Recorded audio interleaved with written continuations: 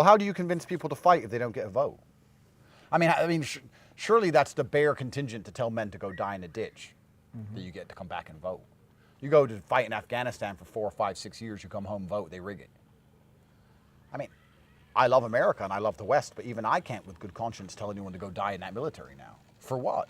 Yeah. Especially when you're not even defending the shores of your country. I understand why the Russians are signing up and why Putin has no problem finding soldiers. They're fighting on the border of Russia for Russian sovereignty. Right.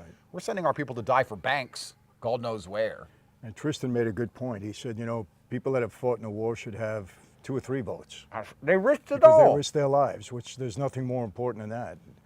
And people, but they want to put people that just walked into the country to vote, that have no say whatsoever, no sweat in the game, nothing.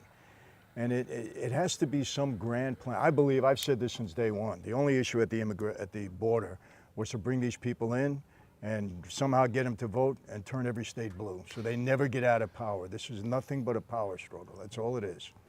My view on the whole illegal immigrant thing is I don't believe most of them are even going to vote.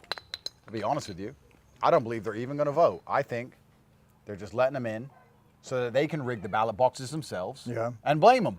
I have enough of a brain. I've been around the world enough to know that if an illegal immigrant bothers to cross across the jungle and risk his life and sneak into America, he's trying to eat, he's trying to sleep, he's trying to find a way to get on with his life. I can't see him standing in line at a government office box for a language he doesn't truly understand. Even if you tell him this particular party will allow you to stay, this one won't.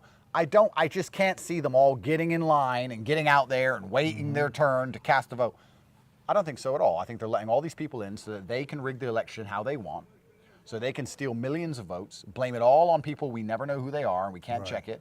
And it's all just a big setup. I don't even think the illegals are going to vote themselves. I think they're just going to rig it from the beginning.